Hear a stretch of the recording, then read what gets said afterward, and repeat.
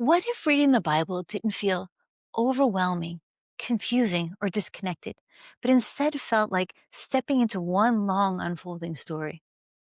This year, I'm reading the Bible chronologically, and in this video, I want to explain what that actually means and why it's been so meaningful for me, and why you might want to join me, even if you've never finished the Bible before. If you've ever started in January and quietly quit by Leviticus, this might be the way scripture finally makes sense for you. What is the chronological Bible? When we say chronological Bible, not only is that a tongue twister, we're trying to get this big word out, but the word, it's a Greek word and it is similar to chronos, right? So father time is chronos. This is where the word chronological derives from. So we're not talking about a different Bible, but we're just talking about a different order of reading it. Instead of reading scripture in the traditional book order, the chronological approach arranges the Bible in the order that the events actually happen in history. So instead of jumping from Job to Psalms to Proverbs without any context, you read Job during the period that it likely occurred, then you read Psalms alongside the events of David's life. And you get to watch the prophets speak into the historical moments they were written for. It turns the Bible from a collection of separate books into one continuous narrative. Why reading the Bible chronologically is so helpful. First, it gives you context.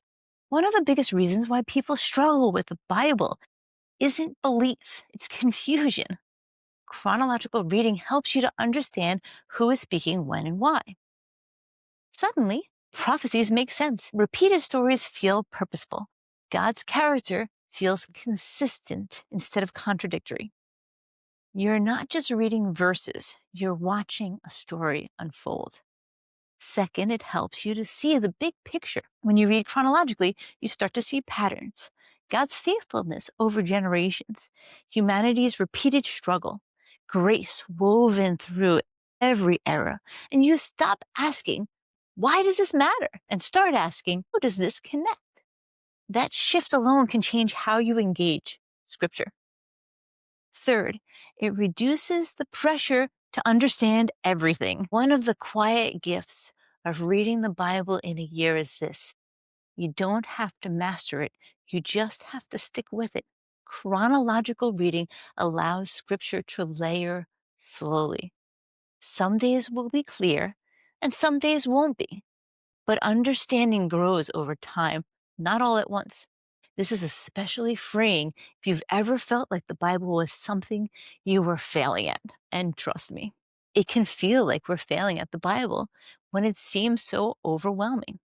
This is why we read it in 1 year. Reading the Bible in 1 year isn't about the speed, it's about the pace. A year gives you enough time to stay consistent, enough structure to keep going, enough space for life to still be life. It becomes part of your rhythm instead of another spiritual task. And when scripture shows up daily, whether you're energized or exhausted, it quietly shapes how you think, pray, and respond to the world. So, how I'm doing it and how you can join. This year, I'm listening to the chronological Bible rather than to sit down and read it every day. That means I'll be walking while I'm listening, but it could mean I'm driving or folding laundry while I'm listening. I'm letting scripture be a part of my ordinary life. You don't need special knowledge. You don't need to catch up if you miss a day. You just start where you are and you keep going. If you want to join me, I've linked the chronological Bible plan I'm using in the description. Give me a little heads up. I'd love to hear that you'll be joining me. I will be starting on January 1st, and I'm hoping that anyone that starts with me at the same time can join in.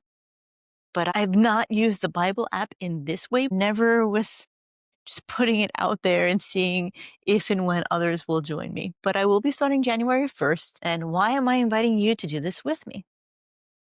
I'm not doing this to just check a box.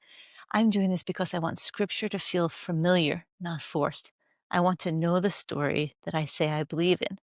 I'm not the only one who wants a calmer faith.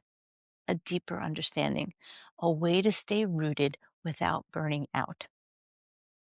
If that sounds like you, subscribe and walk with me this year. If any of you feel hesitant, if you've tried and you've stopped before, this is not a failure story. This is a formation story. You don't have to be consistent to start. You start and consistency grows. And I want to encourage you, if you happen to miss a day or two, don't think you need to catch up. Just start where you are and keep going forward. I just want to encourage you to not feel like you have to read all the back catalog if you miss a day, or if you go on vacation for a week and you're just too busy to get to it. Don't feel like, oh my goodness, I have to read a week's worth of Chronicles, or I'm not going to be able to keep up. Just cut that part off and continue on what's on the docket for the day. Let the day's scripture be enough for the day. Now that you know what the chronological Bible is and why reading this way can be so meaningful, give it a go. If we stay consistent and just let today's scripture be enough for today, then we won't have to suffer from guilt or burnout. And that's what I got for the chronological Bible. Look for me next week when I'll be talking more about some spiritual formation. Until then, may we keep soft hearts and teachable spirits on our journey as we grow and learn about who God is. Thank you, my friend.